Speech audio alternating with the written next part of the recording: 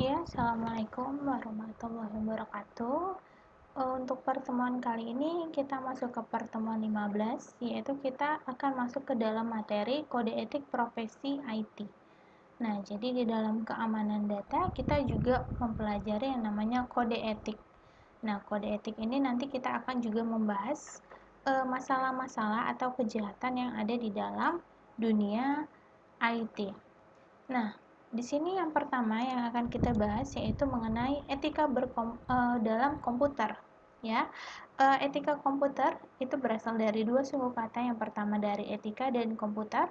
Ya, di sini etika berasal dari bahasa Yunani atau disebut juga sebagai ethos. Nah, di sini adalah adat istiadat atau kebiasaan yang baik dalam individu, kelompok maupun masyarakat di dalam berkomputer, ya, atau dalam menggunakan komputer.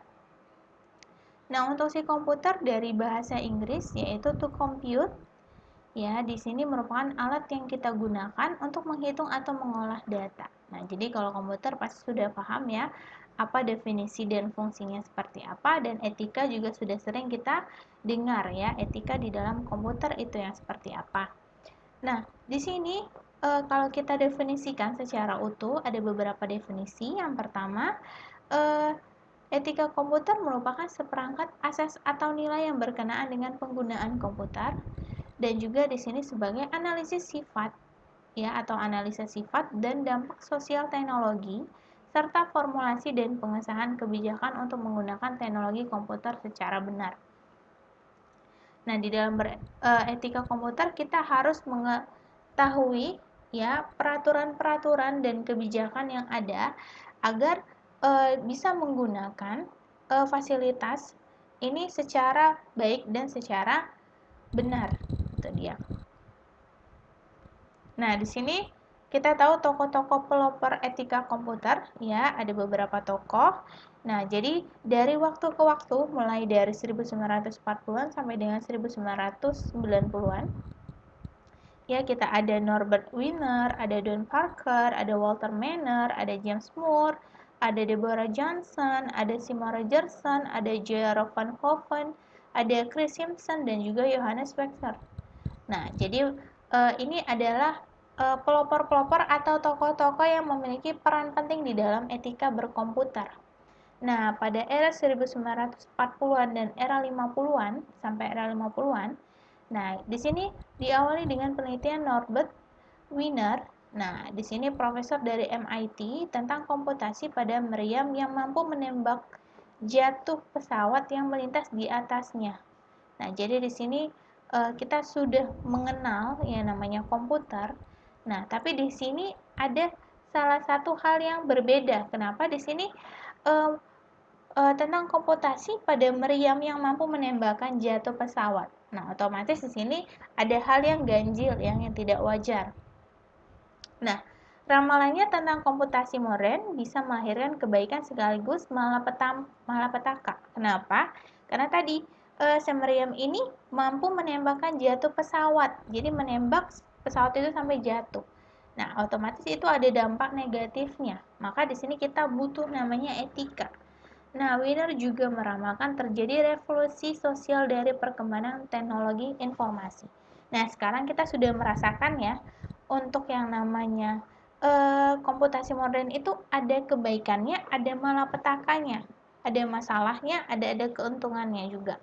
Nah, perkembangannya juga terjadi revolusi di dalam sosial, ya, kita sudah juga merasakannya. Jadi sudah diramal oleh si Norbert Wiener sejak dari era 1940-an sampai era 50-an. Nah, selanjutnya di era 1960-an kita ada Don Parker dari SRI International Menlo Park, California, melakukan berbagai riset untuk menguji penggunaan komputer yang tidak pantas dalam profesionalisme pada bidang komputer. Jadi ada juga hal-hal yang tidak pantas di dalam profesionalisme untuk komputer. Nah, jadi si Parker ini juga menerbitkan Rules of Ethics in Information Processing, ya, peraturan tentang etika dalam pengolahan informasi. Jadi harus ada etikanya, ketentuannya. Nah, di sini Dia juga dikenal sebagai pelopor kode etik profesi bagi profesional di bidang komputer yang ditandai dengan usahanya pada tahun 1968 ketika ditunjuk untuk memimpin pengembangan kode etik profesional yang pertama dilakukan oleh Association for Computing Machinery. Nah, jadi di sini dia sudah memiliki peran penting untuk menentukan peraturan etika di dalam kita berkomputer atau melakukan pengolahan informasi. Nah, pada era 1970-an, Walter Manner muncul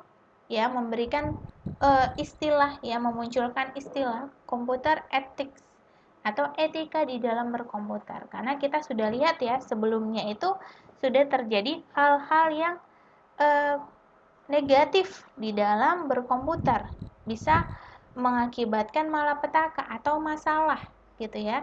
Nah, tahun 1978 Manner mempublikasikan karyanya yaitu Starter Kit in Computer Ethics ya. Di dalamnya di sini berisi kurikulum ya, pedagogi atau di sini manual book ya bagi para pengajar universitas dalam pengembangan pendidikan etika komputer. Jadi di sini dia memberikan starter kit atau manual book ya, atau ketentuan-ketentuan di dalam beretika untuk si komputer ini tadi.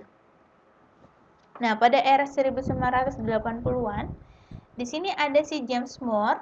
Nah, dari Dartmouth College menerbitkan artikel berjudul What is Computer Ethics? Nah, jadi di sini apa sih etika dalam berkomputer itu seperti apa? Nah, lalu si Deborah Johnson juga dari Rensselaer Polytechnic Institute yang menerbitkan buku teks yaitu Computer Ethics. Nah, di sini dia sebagai buku teks pertamanya. Di sini dia juga memberikan ya kontribusinya tentang etika di dalam berkomputer. Nah, di sini pada era 1988 muncullah kejahatan komputer di Jerman. Nah, nggak salah ya mereka mau menerbitkan atau memberikan etika atau peraturan di dalam menggunakan komputer. Nah, di sini di Jerman dilakukan oleh sekelompok hackers. Mereka melakukan pencurian data dan informasi rahasia milik pemerintah. Nah, ini fatal ya. Kalau sampai rahasia-rahasia penting, rahasia negara itu bisa diretas atau diambil oleh pihak-pihak yang tidak berkepentingan. Nah, jadi mungkin sampai sekarang udah banyak ya kejahatan-kejahatan seperti ini.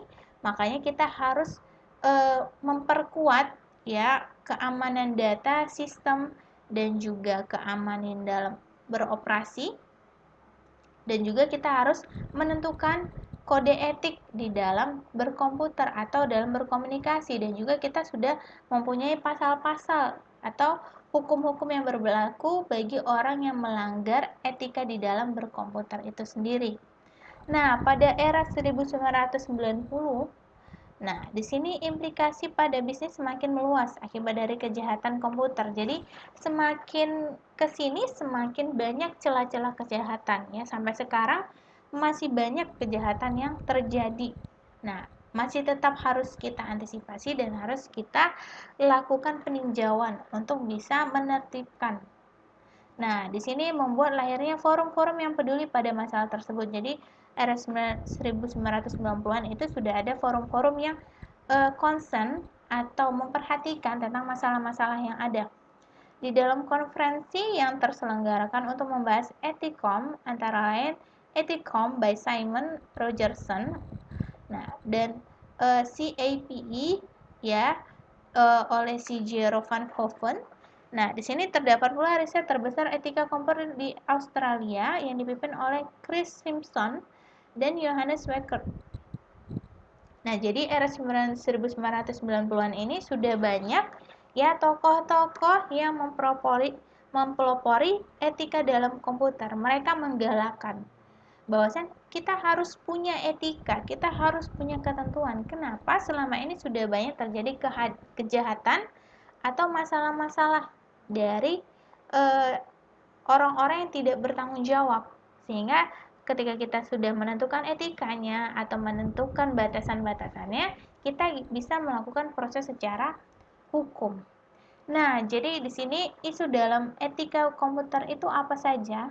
Nah, jadi banyak sekali isu-isu atau masalah-masalahnya. Yang pertama yaitu kejahatan komputer. Nah, di sini kejahatan yang dilakukan dengan komputer sebagai basis teknologinya.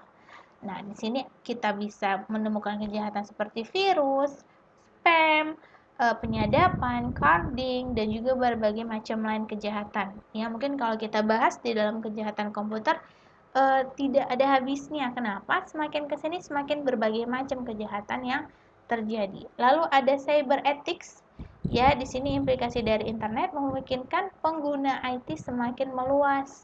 Jadi semakin banyak orang yang menggunakan teknologi, menggunakan fasilitas komputer dan juga fasilitas di dalam bersosial, media sosial otomatis ya, yang tak terpetakan. Jadi nggak bisa kita lihat.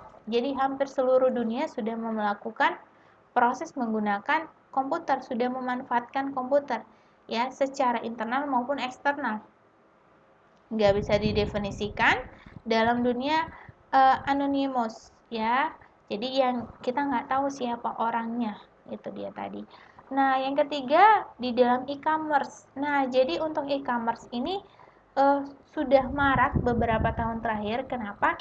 Semakin kesini semakin banyak e-commerce yang muncul, yang hadir ya, mempermudah di dalam transaksi dan juga mobilitas kita sebagai manusia gitu ya. Dan juga ada juga oknum-oknum yang memanfaatkan hal tersebut. Nah, jadi otomatisasi bisnis dengan internet dan layanan itu udah pasti ya. Selama ini kita transaksi secara langsung ya, per individu ya atau per kelompok tapi secara langsung. Tapi sejak adanya e-commerce, kita itu secara online ya dengan menggunakan internet dan layanan yang berkaitan. Di sini sangat mengubah bisnis proses yang ada gitu ya, dari yang transaksinya konvensional tadi ya secara langsung ke yang secara teknologi dan juga melahirkan implikasi negatif bermacam kejahatan, penipuan dan kerugian. Jadi kalau kita bahas juga tentang kejahatan ya, isu-isu dalam e-commerce ini sangat banyak, apalagi sekarang hampir seluruh masyarakat atau seluruh pengguna komputer sudah melakukan transaksi secara online. Nah, itu banyak sekali fasilitas yang diberikan, kemudahan-kemudahan dalam akses dan juga dimanfaatkan oleh oknum-oknum tertentu.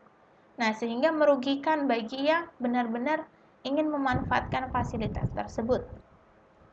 Nah, yang keempat kita ada pelanggaran haki ya, atau di sini sebagai hak atas kekayaan intelektual. Nah, jadi di sini masalah pengakuan hak atas kekayaan intelektual, kepemilikan. Nah, jadi ada orang yang bisa mengakui sebuah penemuan, sebuah sistem, sebuah fasilitas yang mereka akui sebagai pendirinya atau pencetusnya, padahal bukan. Nah, jadi di sini bisa terjadi namanya pembajakan, cracking, illegal software ya, banyak sekali. Jadi kalau di dalam pembajakan ini dari zaman dulu sampai sekarang masih marak ya, masih sulit untuk ditertibkan. Mungkin kita juga masih menggunakan fasilitas-fasilitas bajakan atau illegal software gitu ya. Mungkin karena terbatas biaya ataupun akses. Nah, jadi di sini sudah diberikan yang namanya ketentuan di dalam pelanggaran haki ini tadi. Jadi mungkin mudah-mudahan kedepannya bisa lebih bisa dikontrol. Nah, jadi semuanya bisa benar-benar mengikuti rules yang ada. Nah, yang kelima tanggung jawab profesi. Nah, tanggung jawab profesi ini sebagai bentuk tanggung jawab moral perlu diciptakannya ruang bagi komunitas yang akan saling menghormati. Nah, misalnya ikatan profesi komputer dan informatika. Nah, jadi di sini tanggung jawab secara moral, ya, secara diri sendiri gitu ya, moral kita. Kita punya moral, nilai moral yang harus kita junjung tinggi.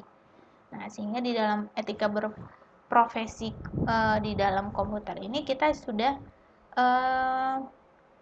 memenuhi etika-etika yang ada, jadi tidak melenceng.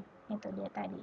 Nah, lalu di sini kita punya pelanggaran kode etik profesi IT dari aspek hukum, teknologi, ya, di mana di aspek hukum ini hukum yang mengatur aktivitas internet, ya, jadi masih ada juga perdebatan karena di sini kalau kita katakan aktivitas internet ini ada yang bisa dibatasin, ada yang tidak, ada yang melanggar hak pribadi, ada yang tidak. Jadi masih ada kontroversi ya. Nah, juga aspek teknologi. Nah, jadi teknologi komputer memiliki banyak memanfaat yang bermanfaat, ya, memiliki banyak manfaat, tetapi tidak jarang digunakan untuk kejahatan. Jadi kemudahan dalam berteknologi disalahgunakan untuk melakukan kejahatan, ya. Lalu untuk aspek pendidikan, nah seperti kita sekarang ini, nah dalam kode etik hacker ada kepercayaan bahwa informasi adalah hal yang sangat bermanfaat, ya. Jadi bagi para hacker, bagi para penyadap, pembajak itu informasi sangat bermanfaat. Nah, jadi sudah menjadi kewajiban hacker untuk membagi hasil kodenya secara open source, ya, dan ini mengakibatkan adanya tingkatan pada hacker yang merupakan pencapaian seorang hacker. Jadi hackernya juga ada level-levelnya gitu ya. Ada proud, ada kebanggaan tersendiri. Nah, aspek pendidikannya apa? Mereka belajar untuk bisa mendapatkan informasi penting tersebut. Nah, manfaat-manfaat apa yang bisa didapatkan dari meretas atau mengambil akses? Nah, ketika mereka sudah mendapatkan hasilnya, mereka akan membagikannya secara bebas. Nah, ketika dia memiliki data yang sebelumnya private bisa dibagi secara bebas, dia memiliki proud atau kebanggaan sendiri dan keuntungan secara finansial terutama. Nah, dan juga di sini dalam aspek ekonomi, nah perkembangan ekonomi dengan menggunakan teknologi internet, nah di sini seringkali tidak baik dan menimbulkan kerugian. Misalnya berbasis jasa gitu ya. Jadi mungkin ada yang disalahgunakan untuk jasa, ada yang copycat misalnya. Nah, di situ ada kerugian-kerugian yang didapat oleh beberapa pihak. Nah, lalu dalam aspek sosial budaya. Nah, di sini di mana ketika adanya cybercrime ini dengan kartu kredit di Indonesia yang sudah jadi budaya, maka dunia telah tidak percaya lagi karena kasus credit card fraud yang dilakukan oleh netter asal Indonesia. Jadi kita ini sudah memiliki kejahatan cybercrime ya yang diketahui dunia ketika kita bisa menyadap atau melakukan copy ya atau pembajakan tadi ya di dalam si kartu kredit. Jadi dunia juga sudah was-was nih, Indonesia sudah punya hacker nih, sudah punya peretas-peretas. Nah, sudah punya oknum-oknum yang berperan di dalam kejahatan. Itu dia tadi. Nah, jadi sini peran etika dalam perkembangan IT ini sangat penting. Kenapa? Di sini diharapkan perkembangan dapat mempertahankan dan meningkatkan taraf hidup manusia. Nah, jadi perkembangan yang ada ini berlangsung secara cepat dan benar-benar terus berkembang dari hari ke hari gitu ya. Hari ini besok ke besok lagi itu ada beda lagi perkembangan. Update-nya sudah lebih update lagi. Kita juga harus melakukan penyesuaian. Nah, di sini kita berharap ya manfaat dari perkembangan IT ini meningkatkan taraf hidup manusia, mempermudah manusia, bukan menjadi masalah bagi manusia. Kenapa selama ini kita sudah mendapatkan masalah ya secara konvensional. Kenapa secara digital kita dapat masalah lagi gitu ya. Jadi dengan adanya perkembangan pasti ada juga risiko di mana di sini kita berusaha meminimalisir risiko yang ada. Ya, jadi mudah-mudahan di sini tidak ada ya yang melakukan kejahatan di dalam IT.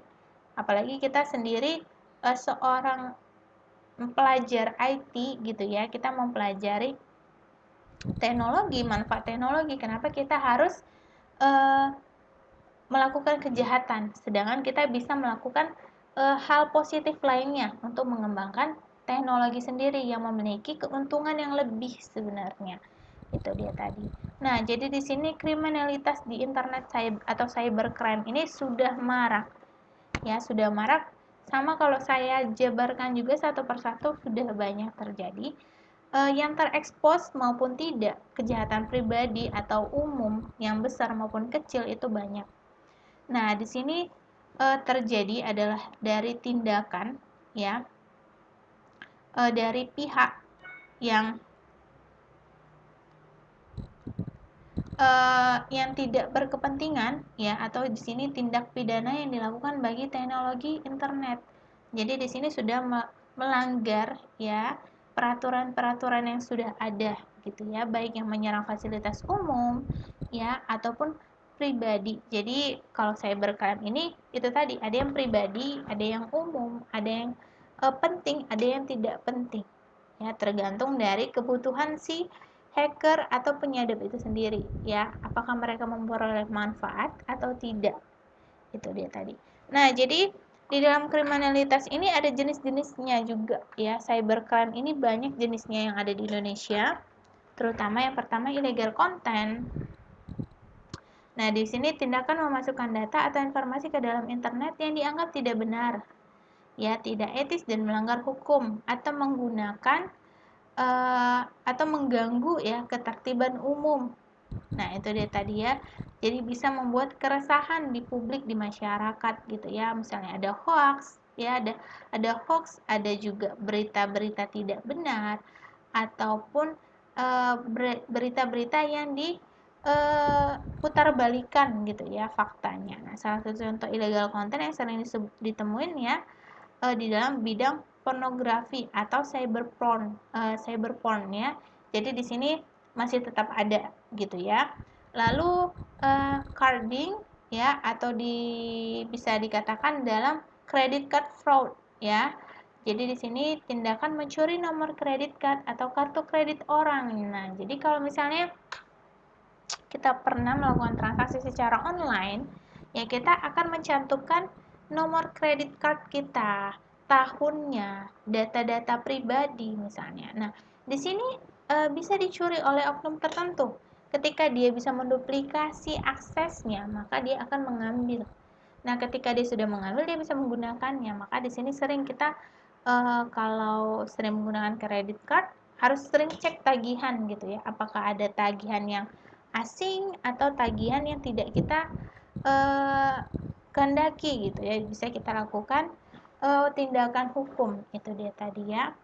Nah, di sini bagian dari cyber fraud ya, penipuan dunia maya, sejenis manipulasi informasi keuangan dengan tujuan untuk menguruk keuntungan sebesar-besarnya. Apalagi kalau dari kartu kredit ya. Jadi bisa aja limitnya dihabisin gitu untuk sebuah transaksi ya. Mungkin kemarin ada juga terjadi kalau yang pribadi misalnya untuk memesan hotel gitu ya, lakukan pemesanan hotel, belanja online ya. Tiba-tiba tagihan korban ini sudah membludak padahal dia tidak ada melakukan transaksi. Itu dia tadi. Nah, lalu ada yang namanya hacking dan cracking. Nah, hacker adalah orang yang memiliki keinginan yang kuat untuk mengetahui atau mempelajari suatu sistem komputer secara detail dan bagaimana cara meningkatkan kapabilitasnya. Nah, hacker ini sebenarnya pintar, ya, sangat pintar bisa kita katakan. Dia memiliki keingintahuan yang luar biasa untuk bisa mengakses sebuah sistem atau mengambil sebuah data. Nah, dia mempelajarinya benar-benar untuk bisa menguasai, membedahnya gitu ya. Jadi sebenarnya kalau kita katakan hacker ini sebenarnya kalau di kategorikan hal positif, dia sangat baik gitu ya. Dia bisa mengembangkan sebenarnya. Tapi di sini dia ingin meraup keuntungan yang lebih dengan proses yang berbeda.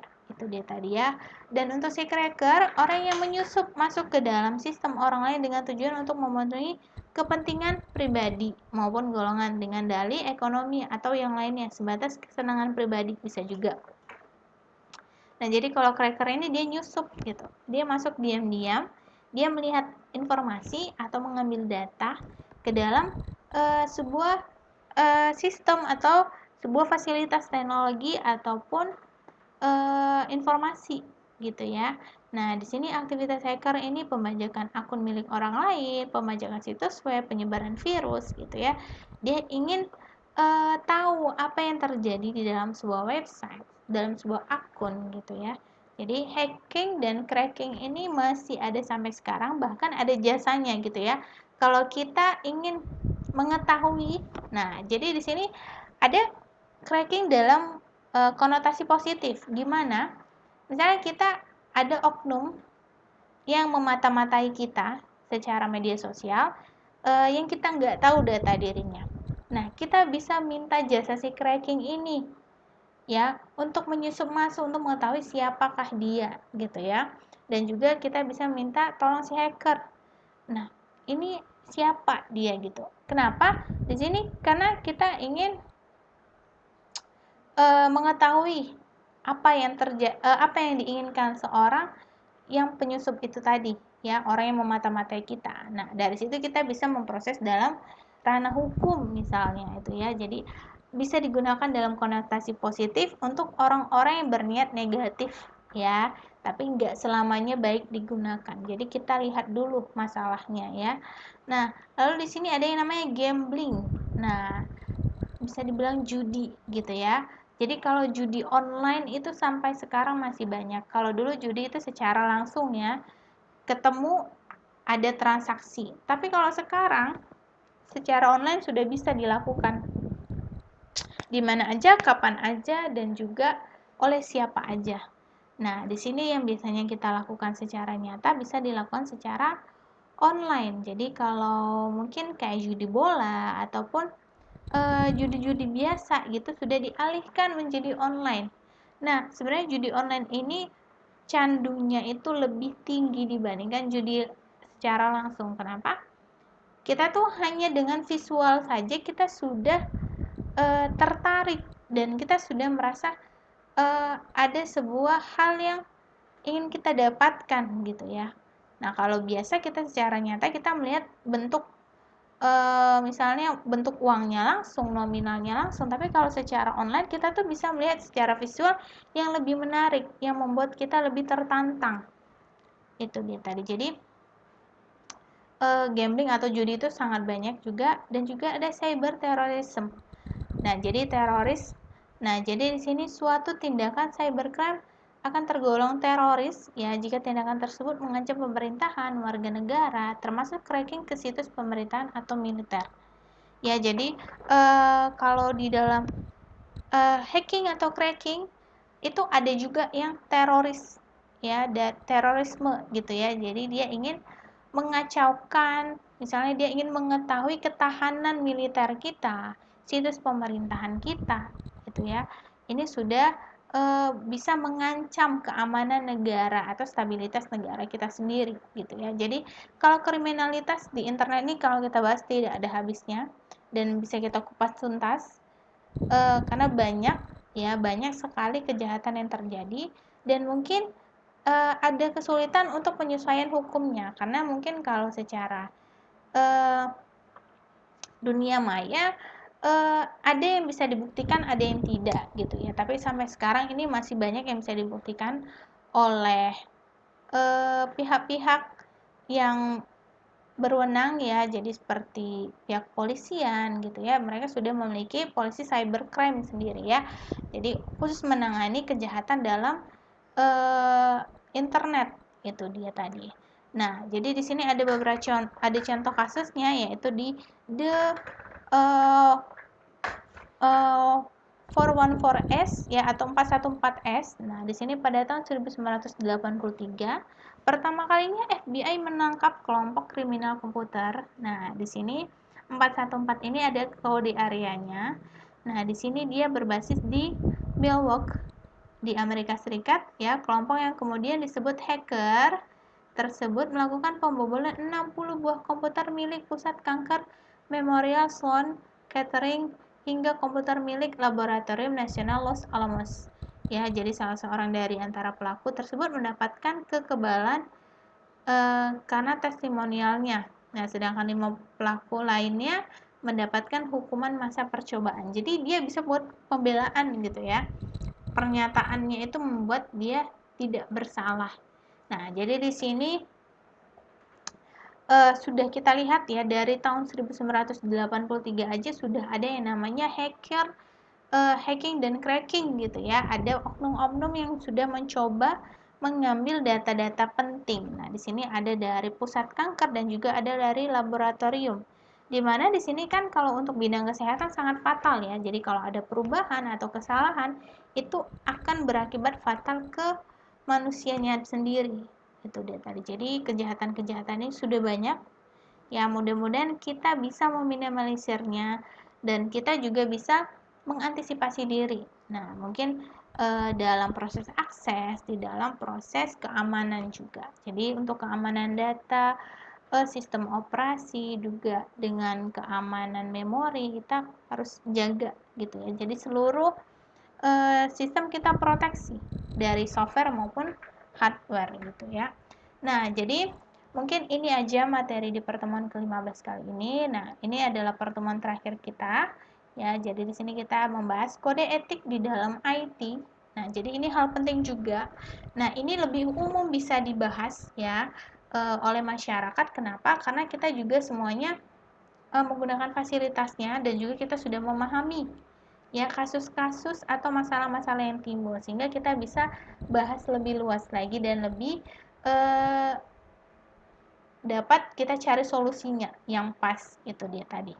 Nah, jadi untuk minggu ini ada tugas terakhir ya sebelum ujian akhir semester. Jadi ini tugas untuk ujian akhir semester di mana tugasnya itu cari contoh kasus dalam etika komputer dan teknologi beserta ya undang-undang ITE yang terkait. Nah, jadi kita punya kasus. Nah, apakah kasus tersebut berkaitan dengan undang-undang kita? Ya, dia bisa terjerat hukumkah? Itu dia tadi. Ya, contoh kasus kalau bisa contoh kasusnya yang terkini ya, yang baru-baru ini. Jadi kita bisa bahas karena kan undang-undang ITE juga berkembang ya. Juga ada revisi sampai sekarang gitu ya, ada perubahan, ada penambahan sehingga kita bisa mengetahui ya apa yang bisa kita terapkan nantinya. Nah, lalu di sini jelaskan masalah dan tantangan yang kita hadapi ya dalam penerapan Undang-Undang ITE di Indonesia. Jadi pasti ada masalah dan tantangannya. Karena apa? Karena kita penyesuaian ya di era digitalisasi ini banyak penyesuaian dari konvensional ke digital. Jadi ada masalah dan tantangan yang kita hadapi. Nah, jelaskan. Oke, ini tugasnya nanti dalam bentuk file PDF. Untuk ketentuan di dalam tugasnya nanti dan waktu pengumpulan akan saya cantumkan di e-learning. Nah, nanti untuk pengumpulan seperti biasa dikumpulkan ke e-learning atau LSIS. Nah, itu saja. Mudah-mudahan materi kali ini bermanfaat dan bisa kita terapkan ke kehidupan sehari-hari, pekerjaan, maupun untuk kemudian hari. Nah, sebelumnya saya ucapan terima kasih ya untuk perhatian dan juga untuk feedback di dalam proses belajar mengajar selama ini. Nah, dan juga semoga ilmu-ilmu atau materi-materi yang saya sampaikan dari pertemuan pertama sampai dengan pertemuan terakhir itu bermanfaat, bisa diterapkan ya di dalam pekerjaan juga ya, di dalam kehidupan sehari-hari bisa dimanfaatkan semaksimal mungkin dan bisa mungkin dibuat menjadi sebuah karya ilmiah ya atau penelitian di kemudian hari seperti skripsi contohnya. Nah, mungkin selama ini di dalam penyampaian ataupun di dalam pertemuan ada kesalahan dari saya mohon maaf ya, mudah-mudahan kedepannya bisa lebih baik lagi dan juga semoga kalian memperoleh manfaat yang lebih besar lagi nantinya. Dan juga mungkin untuk ujian akhir semester nanti materinya yang akan dibahas berdasarkan dari pertemuan pertama sampai dengan pertemuan terakhir ya, jadi nanti boleh dicek lagi materi-materi yang sudah kita bahas dan sudah saya upload di e-learning untuk sebagai bahan pembelajaran nanti. Nah, oke, kalau gitu itu saja mungkin untuk pertemuan kali ini. Nah, terima kasih. Nah, semoga kemudian hari bisa bertemu lagi di mata kuliah yang lain ataupun di pertemuan berikutnya. Jadi nanti untuk ujian akhir semester bisa dicek ya pengumuman yang terkini ya. Sampai sekarang kita masih dalam ketentuan nanti tatap muka ya atau ujian akhir secara langsung. Tapi kalau ada perubahan nanti akan update terkini. Oke, akhir kata saya ucapkan terima kasih. Assalamualaikum warahmatullahi wabarakatuh.